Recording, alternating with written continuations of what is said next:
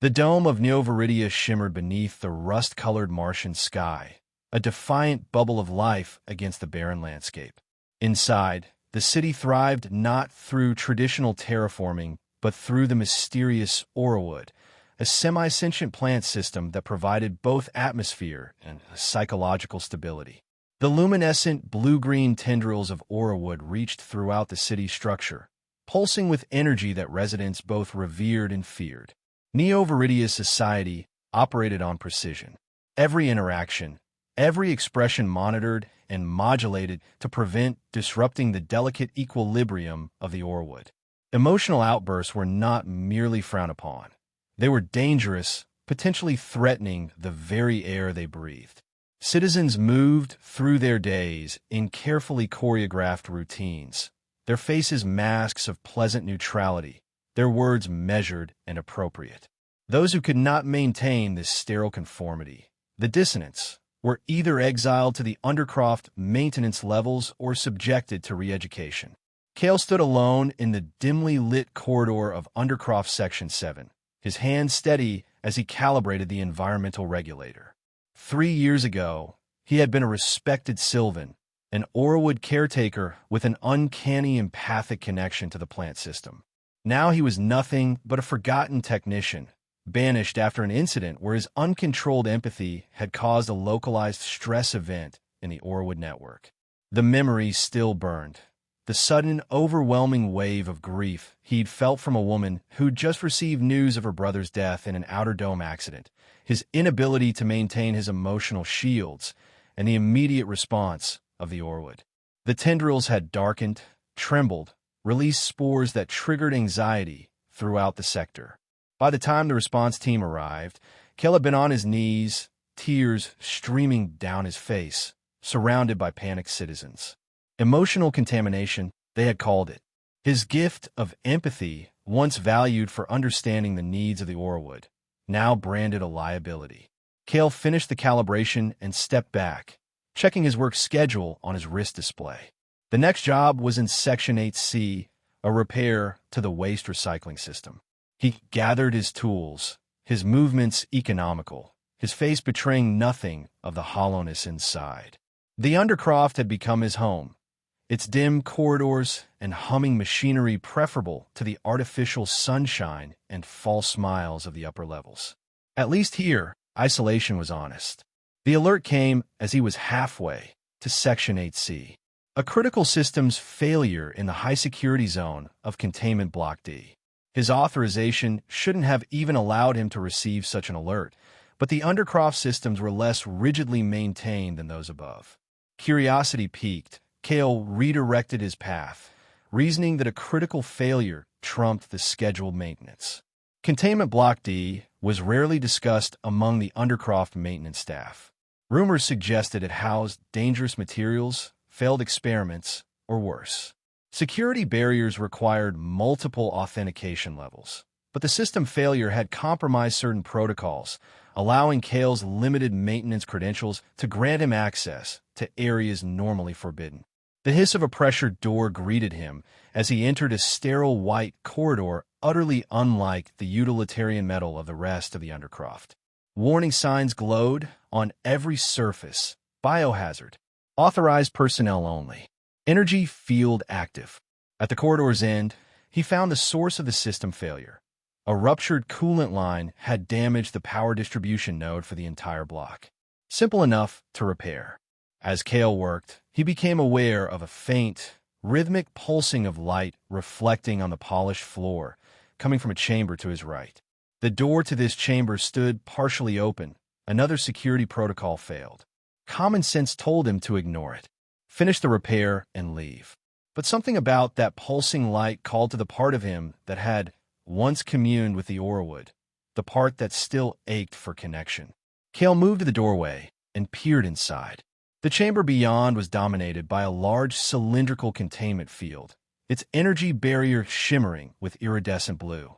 Inside the field, a figure sat cross-legged on the floor, back turned to him. Even from behind, it was clearly not human. Too slender, the proportions wrong, the skin a pale lavender that seemed to glow from within with patterns of light that shifted and pulsed. As if sensing his presence, the figure turned. Kale's breath caught in his throat. The face was almost human, but not quite. Large, almond-shaped eyes of solid silver with no visible pupils, a delicate nose, and lips that shimmered with the same bioluminescent patterns that traced across every visible inch of skin. Female, if such terms even applied. Beautiful in an utterly alien way. Their eyes met across the barrier, and for a moment, Kale felt something he hadn't experienced since his dismissal from the Sylvans. A resonance, as if some part of him recognized some part of her. Then a voice barked from behind him. Step away from the containment field immediately. Kale turned to find Security Commander Valerius, a tall, imposing figure in the black uniform of Neo-Viridia's Enforcement Division. His hand rested meaningfully on his neural disruptor. I was called to repair, Kale began. Your repair authorization does not extend to this chamber. Valerius cut him off. The alien subject is under strict quarantine. Proximity is prohibited. I wasn't informed. The subject's energy signature causes extreme pain and neurological disruption upon physical contact with any other species. Valerius continued as if Kale hadn't spoken. Even approaching the containment field is dangerous. Complete your assigned repair and leave immediately. Kale nodded, retreating to the distribution node, acutely aware of Valerius watching his every move. As he worked, he couldn't help glancing toward the partially open door, catching glimpses of the contained alien. Once, he thought he saw her press a hand against the inside of the energy barrier, the luminescent patterns on her skin flaring brighter. As he finished the repair, the security protocol reset, sealing the door to the alien's chamber. The last thing he saw before it closed was her face, those silver eyes fixed on him with an expression he couldn't read but felt. A mixture of curiosity and a deep, abiding sorrow. Your work here is complete, Valerius stated flatly. Return to your assigned duties and forget what you saw. The Xylosian is a classified biological threat. Any attempt to return to this area without explicit authorization will result in immediate disciplinary action. Understood, Kale replied, gathering his tools. But as he turned to leave, his elbow knocked against the newly repaired distribution node, causing a momentary power fluctuation. For less than a second, the energy barrier around the alien, the Xylosian, flickered. In that instant, her outstretched hand passed through the deactivated field, her fingertips brushing against Kale's wrist. He braced for pain, for the neurological disruption Valerius had warned of. Instead, he felt a jolt of pure emotion, longing, curiosity, and a profound isolation that mirrored his own. The luminescent patterns on her skin flared into brilliant gold for an instant, then returned to their subdued rhythm as the barrier reactivated. Did it touch you? Valerius demanded, his hand now gripping the neural disruptor. Kale found himself lying without hesitation. No. The field stabilized before contact. Valerius studied him suspiciously, then gestured toward the exit. Leave now. This incident will be reported. As Kale walked away, he could feel the weight of both Valerius's gaze and something else. The lingering sensation of the alien's touch, an echo of emotions not his own, and the image of her face, transformed by shock when he hadn't recoiled in pain.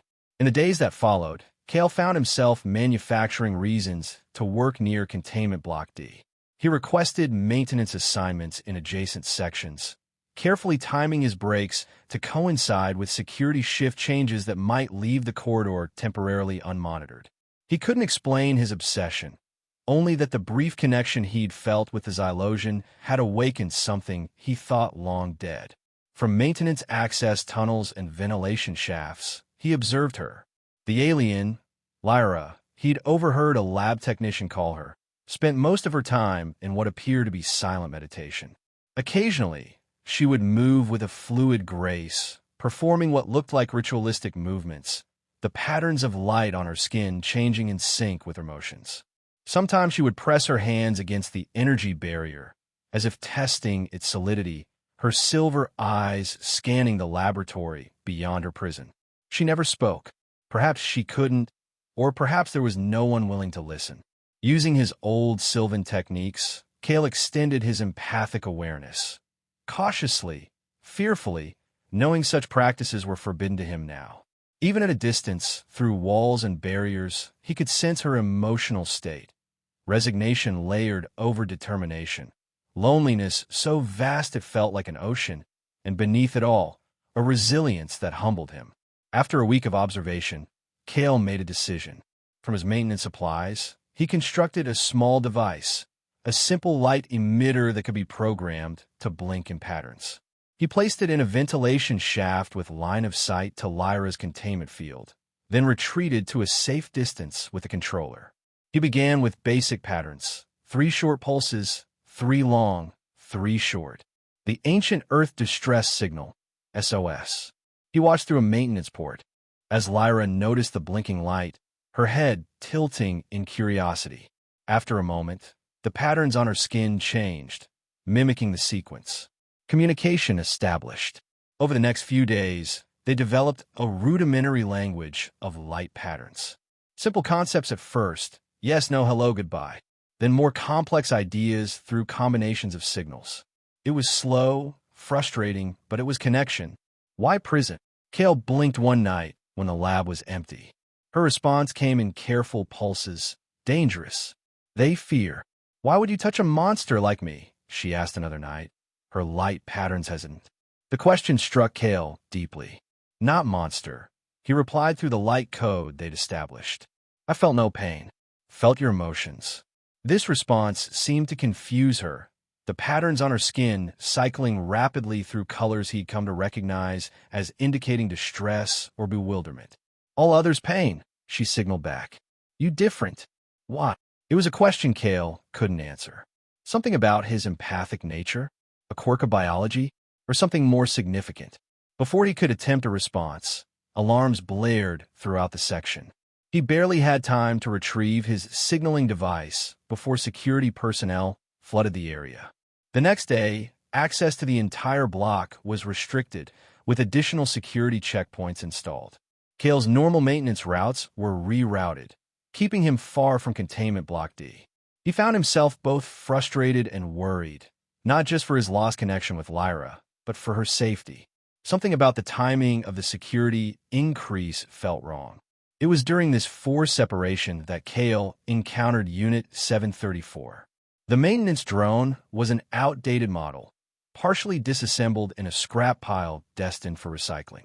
On impulse, Kale salvaged the unit, spending his off hours repairing and reprogramming it. The drone, which Kale nicknamed Sev, became something between a tool and a companion. Its limited AI enhanced by Kale's modifications, giving it a quirky, somewhat sardonic personality. Humans inefficient, Sev observed one evening as Kale worked on a plan to regain access to Containment Block D. Alien communication more inefficient. Suggest direct interface. That's the problem, Sev, Kale replied, sketching circuit modifications on his datapad. Direct interface isn't possible with the security measures in place. Alternative pathways exist, the drone responded, projecting a holographic map of the Undercroft's maintenance tunnels. Section overlap here and here. Drone access possible. Security protocols do not account for obsolete models. Kale stared at the projection, a plan forming. You could get messages to her. Affirmative. Risk assessment, moderate to high. Kale's hand drifted to his wrist, where he could still sometimes feel the phantom touch of Lyra's fingers. Worth it. Sev proved invaluable. The drone could navigate maintenance passages too small for humans, avoiding security sensors designed to detect larger biological signatures. Through Sev, Kale sent actual written messages to Lyra, simple notes on physical data chips that the drone could slip through a maintenance port near her containment field. Her replies were hesitant at first, her writing in the human standard language imperfect but improving with each exchange. She revealed fragments of her history, how her world, Xylos, had been destroyed in a stellar catastrophe, how she and a handful of others had fled in experimental ships, how she alone had survived the journey to Mars, only to be immediately quarantined upon discovery. My people connect through energy, she wrote. Touch is our language, our history, our bond. Here, my touch hurts. Makes me monster. You're not a monster, Kale wrote back. There's something different about how we connect. I felt your emotions, not pain. Through Sev, Kale also began monitoring the energy readings around Lyra's containment field. The drone's sensors, while limited, detected anomalies, periodic power surges that didn't align with any standard security protocol. Energy pattern analysis complete, Sev reported after a week of monitoring. Regular intervals, directed energy, conclusion, experimentation. The realization hit Kale like a physical blow. Lyra wasn't merely being contained. She was being studied, perhaps exploited. And based on the timing of the energy surges, it had been happening for months. This discovery coincided with another, more troubling development. Commander Valerius had begun taking a personal interest in Kale's movements, reviewing his work assignments, questioning his supervisors. It was only a matter of time before the connection to Sev and the messages was discovered. Security breach imminent, Sev warned one evening, returning from a delivery to Lyra. Increased patrols, new scanning protocols, continued communication probability decreasing. Kale made a decision. We need to find out what they're doing to her. Tonight, using Sev's access to the maintenance systems, Kale bypassed the enhanced security around Containment Block D, entering through a rarely used utility shaft. The lab was quiet, illuminated only by the glow of monitoring equipment and Lyra's containment field. She stood as soon as she saw him, the patterns on her skin flaring in what he now recognized as surprise and hope. Instead of approaching her directly, Kale moved to the laboratory equipment surrounding her containment field. As a former Sylvan, he had enough training to recognize certain patterns, energy readings, biological monitoring, and something else. Something that made his blood run cold. The equipment was calibrated to measure and record the specific frequency of Lyra's bioluminescent communications. More than that, it was designed to stimulate those patterns, to provoke responses from her cellular structure. And interconnected with all of it was a secondary system with a signature Kale recognized immediately, Aurawood monitoring equipment, the kind used by Sylvans to communicate with the plant consciousness. They were trying to create a connection between Lyra's energy and the Aurawood network. A maintenance hatch near the floor of Lyra's containment field caught Kale's attention. It was small, likely used to introduce food or remove waste, with its own miniature version of the energy barrier. Acting on instinct, Kale bypassed the security lock and opened it. "What are they doing to you?" he whispered through the opening. Lyra approached, kneeling to meet his eyes through the small hatch. "They take my light," she said softly, her voice musical and strange to his ears, the first time he'd heard her speak aloud. "They think it can control the living plants. Pain comes when they push too hard." The surges, Kale realized. "They're experimenting on you." She nodded, then slowly extended her hand toward the opening. The small energy barrier still separated them. "Your hand," she requested. "Please." Kale hesitated only a moment before placing his palm against the barrier directly opposite hers. Even through the field, he could feel a resonance, a humming connection that seemed to bypass the energy shield flowing from her to him. "The barrier weakens when they channel my energy," she explained. "Now, quick!" Before he could reconsider, she pushed her hand through the momentarily fluctuating barrier, her fingers intertwining with his. Again, there was no pain, only a rush of emotion and images that nearly overwhelmed him. He saw fragments of her world, felt her journey across the stars, experienced her isolation and determination to survive. Most importantly, he understood what Neo-Viridia's leadership wanted from her. They believed her bioluminescent energy could interface directly with the Aurawood network, allowing them to control it without the need for Sylvans or the emotional suppression of the general population. It would give them absolute power over the life support system and mental state of the entire city. The connection broke as the energy field stabilized. Lyra withdrew her hand, but her eyes remained locked with his. "You feel, you understand," she said. "Only you. I'll help you," Kale promised. "Somehow The laboratory door hissed open, flooding the room with harsh light. Commander Valerius stood in the doorway, flanked by security officers. In one hand, he held Sev, the drone's systems deactivated. Former Sylvan Kale, Valerius announced, his voice colder than the Martian night. You're in violation of multiple security protocols. Your unauthorized communications with the alien subject constitute a serious breach. Kale rose slowly, positioning himself between the security team and Lyra's containment field. What you're doing to her is wrong, he said. Experimenting on a sentient being, trying to weaponize her natural abilities to control the Orwood. A thin smile crossed Valerius's face. Always the empath, aren't you? Even after your disgrace. Your concern is misplaced. The Xylosian's abilities represent a solution to Neo-Viridia's greatest vulnerability, the link between human emotion and Orwood stability. With direct control of the network, we can ensure perfect stability. By experimenting on her, causing her pain, Kale's anger rose, an emotion he'd suppressed for years. That's not stability, it's tyranny. A matter of perspective, Valerius replied dismissively. Regardless, your interference ends now. You will be taken for re-education, and the Xylosian project will continue under enhanced security.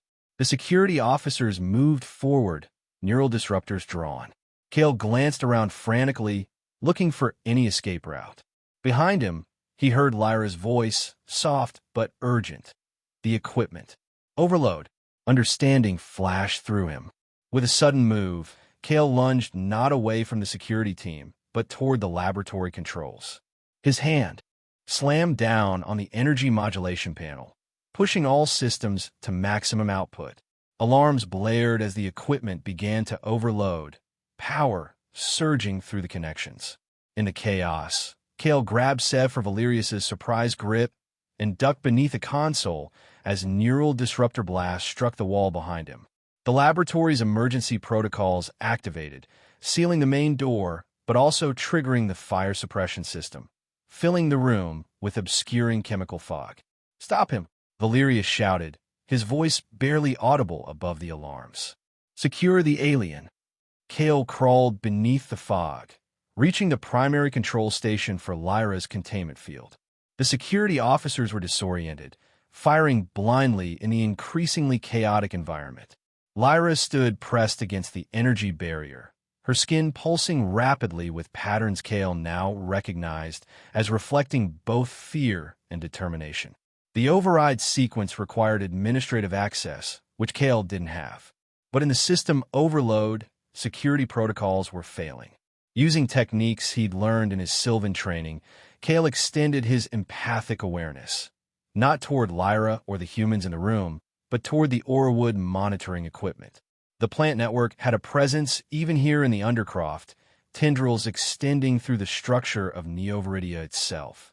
If he could create a localized resonance, a feedback loop between the Orwood monitoring system and Lyra's containment field, his consciousness brushed against the familiar, alien awareness of the Orwood. Kale hadn't attempted such a connection since his disgrace, and the rush of sensation nearly overwhelmed him.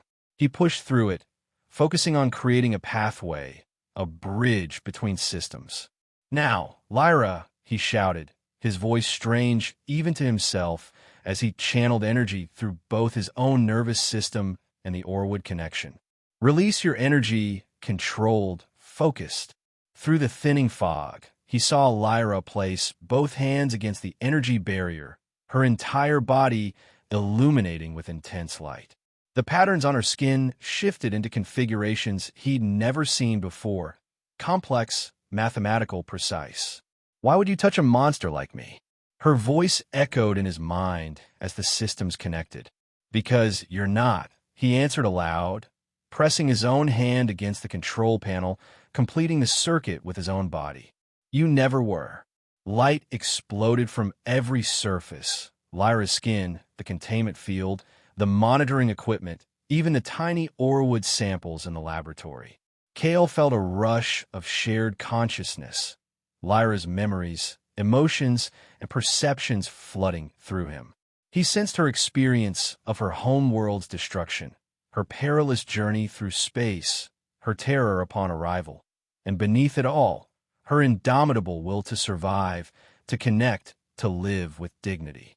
In return, she received his memories, his life as a Sylvan, his disgrace, his isolation, and his instinctive connection to her from their first encounter. Their shared loneliness and resilience formed a bond that transcended the physical connection. The experimental equipment overloaded, exploding in a shower of sparks. The containment field collapsed entirely. Elsewhere in the facility, alarms indicated a localized Aurawood disturbance spreading through multiple sectors of Neoviridia. In the momentary blindness following the energy surge, Kale felt a hand grasp his cool, smooth skin with a faint luminescent pulse against his palm. "Come," Lyra said, her voice clear now that they were in direct contact. "Others recover soon." Dragging the deactivated Sev, Kale followed her through the smoke-filled laboratory toward a maintenance accessway. Behind them, he could hear Valerius shouting orders, calling for reinforcements and containment protocols. The security system was in chaos, emergency barriers dropping randomly throughout the section as conflicting commands overwhelmed the network. They squeezed through the maintenance shaft, Lyra moving with a fluid grace despite her unfamiliarity with the surroundings. Kale realized she was following the faint traces of Aurawood that extended even here, sensing the living network through her own bioluminescent abilities. "Where can we go?" she asked as they emerged into a lower service corridor, far from the laboratory but still within the Undercroft. Kale thought quickly. The old Sylvan Sanctuary. It's deep below the city, near the primary Aurawood root system. Few people even know it exists anymore. Navigating the maze of the Undercroft's lowest levels, they avoided patrols and security checkpoints. Above them, through the structure of Neoviridia itself, they could sense the ripples of their actions. The Aurawood network disturbed, city systems in partial lockdown, confusion spreading through the carefully ordered society. The sanctuary, when they finally reached it, was a forgotten chamber carved from the Martian. Bedrock, illuminated by bioluminescent Aurawood growths that had been carefully cultivated by generations of Sylvans. The gnarled roots of the massive plant system created natural archways and alcoves, their blue-green light casting gentle shadows. Despite years of abandonment, the space retained a sense of peace, the Aurawood here untouched by the control systems of Neoviridia above. The first Sylvans created this place, Kale explained as Lyra moved through the chamber, her own skin glowing in harmony with the Aurawood illumination. Before the emotional suppression protocols, before the rigid control, they believed in communion with the Aurawood, not dominance over it. Lyra approached one of the largest root structures, hesitantly extending her hand. As her fingers made contact with the living plant matter, the luminescent patterns on her skin synchronized with the pulsing light of the Aurawood. A look of wonder crossed her face. "It speaks," she whispered. "Not words. Feelings. Life." Kale watched as the Aurawood responded to her touch, its light intensifying around her, tendrils gently shifting to create a canopy of illumination. There was no distress, no instability, only harmonious interaction. The plant network that had rejected his uncontrolled empathy 3 years ago now seemed to welcome Lyra's alien energy. "I don't understand," he said, approaching carefully. "Your energy is supposed to be harmful, incompatible with other life forms." Lyra turned to him, her silver eyes reflecting the blue-green light. "Not harmful, overwhelming, unfiltered truth. Most beings, your people, build walls around feelings. My touch breaks walls, causes pain from truth flood." She reached for his hand, intertwining her fingers with his. "You different, already open, already feeling, no walls to break." The connection between them strengthened with each touch, each shared moment of consciousness. Kale began to understand. His empathic nature, the very quality that had led to his disgrace among the emotionally suppressed society of Neoviridia, made him uniquely compatible with Lyra's bioluminescent communication. "They lied about you," he realized, "or misunderstood. Your energy isn't inherently dangerous. It's just incompatible with the emotional control Neo-Viridia enforces. As they rested in the sanctuary, Kale worked to reactivate Sev. The drone systems have been damaged, but not destroyed in the escape. After hours of careful repairs, the unit's sensors blinked on. Situation assessment. Catastrophic, Sev announced, its vocal synthesizer crackling. Security alert levels at maximum. Undercroft in lockdown. Recommandation permanent ident. What about the city above? Kale asked. The Oralwood network? Sev processed this for a moment, its damaged systems working slower than usual. Network disturbance significant but stabilizing. Official communication indicates terrorist action by rogue former Sylvan and dangerous alien entity. Containment procedures in effect. Re-education centers at capacity.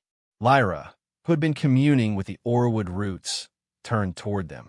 The plants know truth. Speak to all connected. Cannot be silenced forever. Kale considered their options. They were fugitives, temporarily safe, but ultimately trapped. The leadership of Neo-Viridia would not rest until they were captured. Lyra returned to containment for their experiments. Kale subjected to re-education or worse. Yet something had changed in the city above. The controlled stability had been disrupted, questions were being asked, and the Oralwood itself seemed to be responding differently. We need to tell everyone the truth, Kale said finally. About the experiments, about what the leadership was trying to do with your energy, about the real nature of your abilities. Probability of success. Minimal, Sev interjected. Security control of communication networks. Total. Not all networks, Kale replied, a plan forming. The Oralwood itself is a network, one that reaches every part of Neo-Viridia. And now we have a way to communicate through it directly. He looked at Lyra, who was still connected to the root system, her luminescent patterns shifting in response to the plant's energy. Your people, they communicated through energy exchange, through light patterns. Could you project those patterns through the Orwood? Amplify them somehow. Lyra considered this, her head tilting in that curious way Kale had come to find endearing. Possible. With help. With amplification. She extended her hand to him. With connection. Understanding dawned. Together, his empathic connection to the Oralwood combined with her bioluminescent energy, they might be able to create a message that couldn't be blocked or suppressed. A truth that would spread through the living network of the city itself. It's risky, he warned. A massive energy transfer like that. We don't know what it might do to us. Or to the Oralwood. Life is risk, Lyra replied simply. Freedom worth risk. Over the next hours, they prepared. Kale used his Sylvan training to establish a deeper connection with the Oralwood roots, while Lyra practiced focusing her energy into specific patterns, images and emotions that could convey their message without words. Sev, despite its damaged systems, helped calculate energy requirements and potential reactions throughout the network.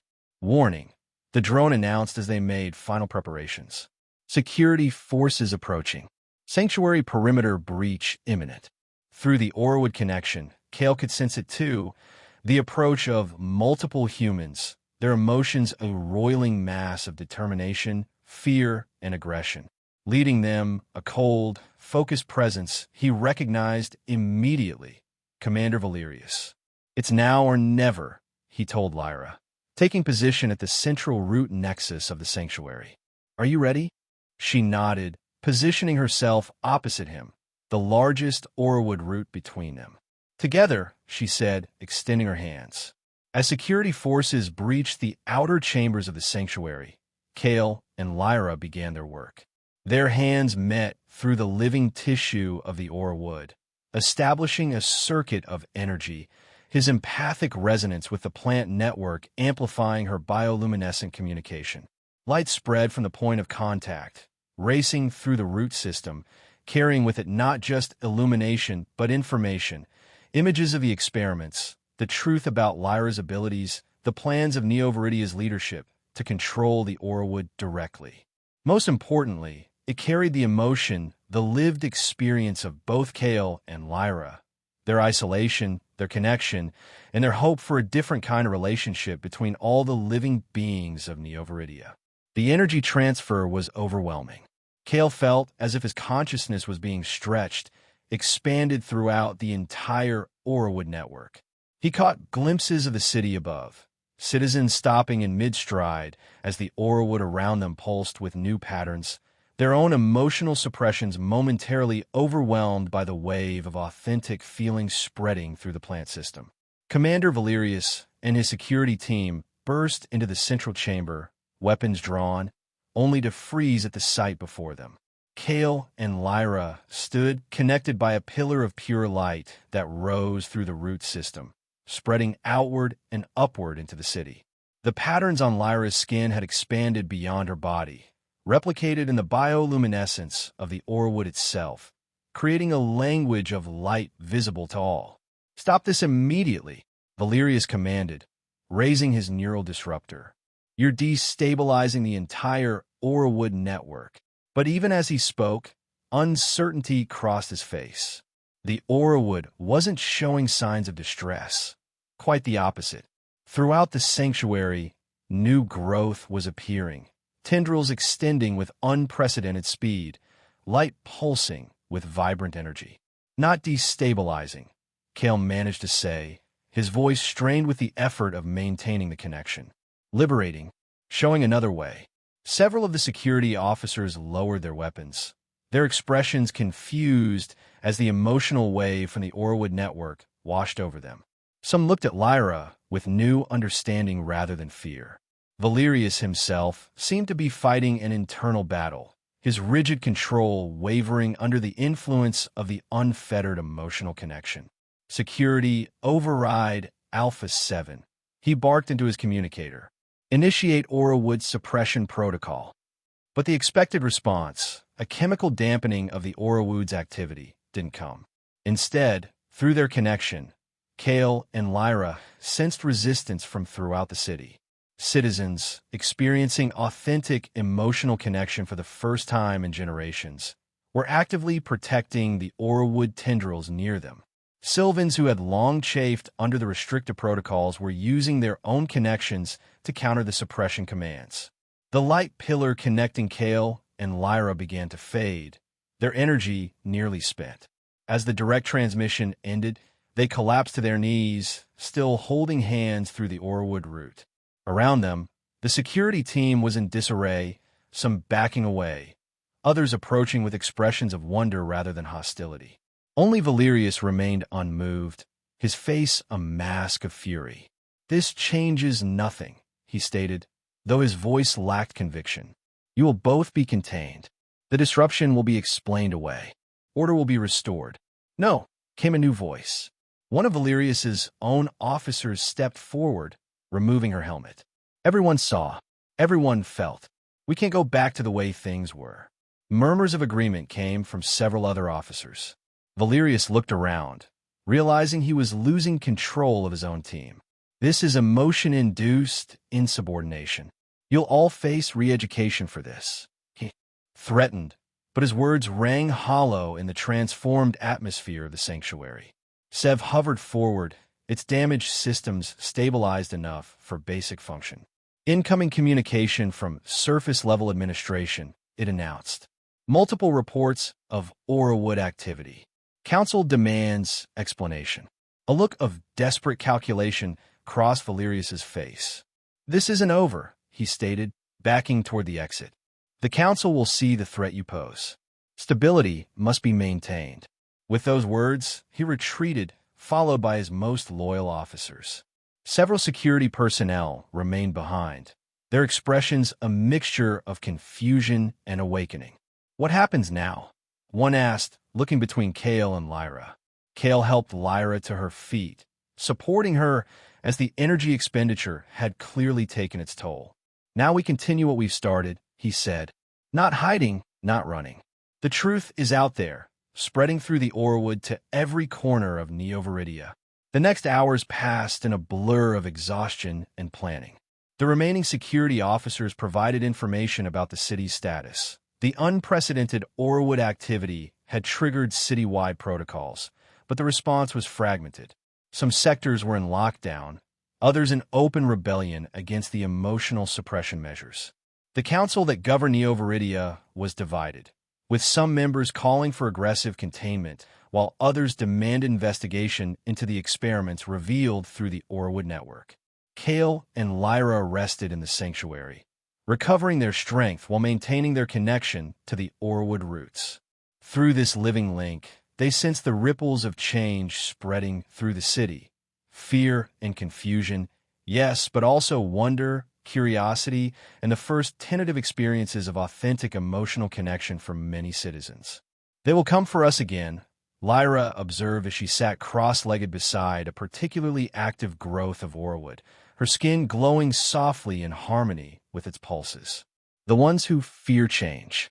"Yes," Kale agreed, watching as Sev worked to establish a secure communication channel with sympathetic elements in the city above. "But not everyone fears it, and we're not alone anymore." Reports filtered in through Sev and the remaining security officers. Throughout Neo Viridia, Sylvans were emerging from forced retirement or limited roles, using their own connections with the Orwood to maintain the new patterns of communication Kale and Lyra had established. Citizens were gathering around Orwood growth nodes, experiencing the unfiltered emotional resonance that had been suppressed for generations. Most surprisingly, there were reports of others like Kale, people whose natural empathy had marked them as dissonants, but who now found themselves uniquely able to interpret and enhance the Orwood's new communicative state. "The council has called an emergency session," announced one of the security officers, returning from a communication post they had established near the sanctuary. "Public attendance is requested, unprecedented in Neo Viridia's history." Kale and Lyra exchanged glances. "They want us there," he realized, "to explain, or to make an example of us." "We go," Lyra said with simple determination. "We show truth. Together." The journey from the depths of the Undercroft to the council chambers near the city's dome apex was tense, but strangely triumphant. Their small group, Kale, Lyra, Sev, and a handful of security personnel who had chosen to stand with them, was met along the way by others. Sylvans, dissonants, ordinary citizens drawn by curiosity or the new emotional connections flowing through the Orwood. As they ascended through the levels of Neo Viridia, Kale was struck by how the city had transformed in mere hours. The Orwood growths that had always been carefully contained and regulated were now expanding, tendrils reaching across walkways and up walls, their bioluminescence brighter and more varied than he had ever seen. Citizens moved differently too, not with the measured, neutral expressions of before, but with animation, with visible feelings. The council chamber was a vast circular space beneath the highest point of the dome, ringed with Orwood that had been shaped into perfect, uniform columns. Now those columns pulsed with irregular light, patterns flowing across their surfaces that mirrored Lyra's own bioluminescence. The 5 council members sat at a raised dais, their traditional expressions of neutrality failing to hide their tension. Valerius stood to one side, his posture rigid, his face a mask of controlled fury. Around the perimeter of the chamber, citizens packed the observation areas, their murmuring creating a background hum unlike anything Kale had heard in Neo Viridia before. Kale, former Sylvan, intoned the head counselor, an elderly woman named Tarina, and Lyra of Xylos. "You stand before this council accused of sabotage, endangerment of city systems, and disruption of the Orwood network upon which all our lives depend." Kale stepped forward, Lyra's hand firmly in his. "Counselors, citizens of Neo Viridia," he began, his voice steady despite his racing heart. "What you've experienced in these past hours is not sabotage, but revelation. The Orwood was never meant to be controlled through emotional suppression. It is a living network, capable of connection far beyond what we've allowed." Murmurs rippled through the crowd. Counselor Tarina raised a hand for silence. "The protocols for Orwood management have maintained our survival for generations. Your actions have risked that stability." "Have they?" Kale challenged, gesturing to the Orwood columns surrounding them, vibrant with new life and color. Look around you. Is the Orwood suffering or thriving as never before? A younger counselor leaned forward. The alien's influence cannot be predicted or controlled. Commander Valerius has provided extensive evidence of the danger posed by direct interaction with Xylosian energy patterns.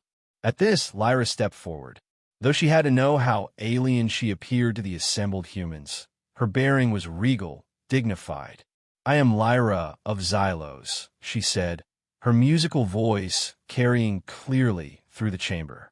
"Last of my kind, your people took me as prisoner, as experiment. Call me monster because my touch brings pain to those who fear their own feelings." She extended a hand toward Kale. "But not to him, not to those who accept connection. This is meaningless sentimentality," Valerius cut in. The alien subject's energy signature was being studied for perfectly legitimate security purposes. The unauthorized interference of a disgraced Sylvan has endangered those studies, and, by extension, Neo-Viridia itself. "Studies?" Kale repeated incredulously. "You were torturing her, extracting her energy to find ways to directly control the Orwood, to bypass even the Sylvans and give absolute power to the Council." The accusation hung in the air. Several counselors shifted uncomfortably, while others maintained expressionless facades. The crowd's murmuring grew louder. "This is easily disproven," Valerius stated. "The alien subject was contained for the safety of all citizens due to the documented neurological damage caused by physical contact with its species." "Then let us demonstrate." Lyra turned to face the crowd, her skin glowing with gentle patterns of blue and gold. "Who among you feels the truth? Who will touch a monster like me?" Silence fell. Despite the new emotional awakening, fear remained potent. Kale squeezed Lyra's hand, standing firmly beside her as the moment stretched. Then, movement from the crowd. A young woman stepped forward, a Sylvan by her distinctive attire, though barely old enough to have completed training. "I will," she said simply, approaching the center of the chamber. Valerius moved to intercept. "This is a violation of quarantine protocols. I cannot allow—" "Stand down, Commander," ordered Counselor Tarina, her eyes fixed on the unfolding scene. "Let us see." The young Sylvan approached Lyra, hesitant but determined. Lyra gently disengaged her hand from Kale's and extended it toward the volunteer. "Open yourself," she instructed softly. "Do not resist the connection." Their fingers touched. The Sylvan gasped, her eyes widening, not in pain, but in wonder. The patterns on Lyra's skin flowed from her fingertips up the Sylvan's arm, a gentle glow that spread but did not harm. After a moment, they separated, and the Sylvan turned to face the Council. "I felt her," she announced, her voice thick with emotion. "Her world, her journey, her isolation. There was no pain, only connection." She looked around at the assembled citizens. "The same connection the Orwood has been trying to share with us, that we've been suppressing all along." One by one, others came forward, first other Sylvans, then ordinary citizens. Not all could maintain the connection without discomfort, but many could, especially those who had been labeled as emotionally dissonant. With each successful touch, the mood in the chamber shifted further. Valerius watched in mounting frustration. This proves nothing except the effectiveness of the alien's manipulation. "Counselors, you must restore order before." "Before what, Commander?" Counselor Tarina interrupted. "Before we question why experimentation on a sentient being was authorized without full council knowledge. Before we examine whether our generations of emotional suppression have been necessary or beneficial." She stood, her age-lined face showing emotion for perhaps the first time in decades. "I have served this council for 60 years. I have enforced the protocols, believe in our way of life. But I cannot ignore what I felt through the Orwood today, nor what I'm seeing now." The chamber erupted in voices, questions, demands, expressions, of both support and concern. Through it all, Kale and Lyra stood together at the center, their hands joined once more, a living symbol of the new connection possible between different kinds of beings. The debate lasted hours. Accusations flew, revelations emerged. Records were brought forth showing the extent of Illyrius's secret experimentation, authorized by only a faction of the council. The commander himself was eventually removed from the chamber, his authority suspended pending investigation. No consensus was reached except for one crucial decision. Lyra would not be returned to containment, and the direct suppression of the Aurawood and citizen emotions would be temporarily lifted while alternatives were explored. As the council session adjourned, Kale and Lyra found themselves surrounded by curious, hopeful citizens. Questions came from all sides, about Xylos, about the nature of the Aurawood connection, about the possibilities for the future. "This is only the beginning," Kale told Lyra quietly as they made their way out of the chamber, Sev hovering protectively nearby. "Change won't come easily. There will be resistance, fear, attempts to restore the old order." "Yes," she agreed, her silver eyes taking in the transformed city around them. Aurawood tendrils had grown across the ceiling of the main concourse, creating patterns of light that reflected her own bioluminescence. Citizens watched in fascination, some reaching out to touch the living plant matter, experiencing direct connection for the first time. But seeds planted cannot unplant. They found temporary quarters in a sylvan residence hall, welcomed by the order that had once rejected Kale. From there, they began the work of building a new understanding between humans and the Aurawood, between Neo-Viridia's stratified society, and between human and Xylosian. Days turned to weeks. The city experienced turmoil, protests, occasional violence, periods of Aurawood instability as citizens struggled with newly unleashed emotions. But there was beauty too. New art forms emerged, inspired by the Aurawood's patterns and Lyra's bioluminescent communication. Sylvans developed enhanced techniques for plant communion, incorporating elements of Xylosian energy work. Most importantly, a revised understanding of Neo-Viridia's relationship with the Aurawood began to take shape, not one of control and suppression, but of mutual growth and support. Kale and Lyra became symbols, sought out for guidance, for connection, for hope. They worked tirelessly, knowing that the transformation they had begun was fragile, vulnerable to fear and the lure of the old stability. One night, exhausted from yet another council session where they had defended the new approach against conservative resistance, they retreated to the sanctuary that had become their true home. The Aurawood there had flourished beyond recognition, creating a luminous forest beneath the city where many came to experience the purest form of connection. "I'm tired," Lyra admitted, settling beside a particularly responsive root cluster, her skin dimmed to a soft glow of restful blue. "But good tired, purpose tired."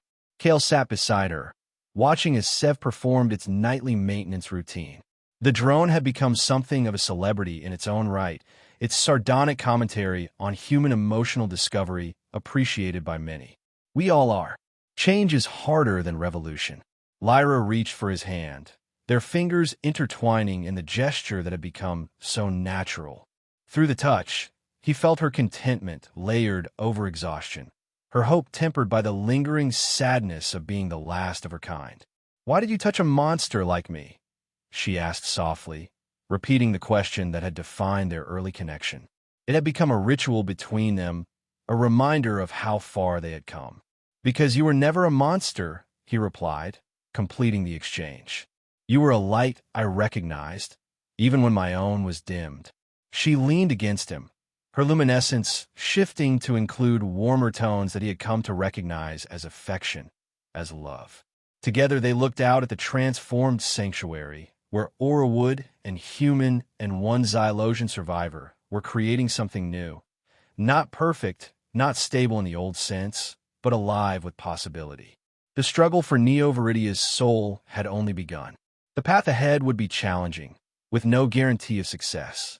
But as Kale held Lyra's hand, feeling the resonance between their different forms of perception and connection, he knew that whatever came next, they would face it together. He had loved the alien girl no one else could touch, and in doing so, had helped awaken a city to the power of authentic connection. In the gentle light of the sanctuary, surrounded by the living network that connected them all, they found a moment of peace.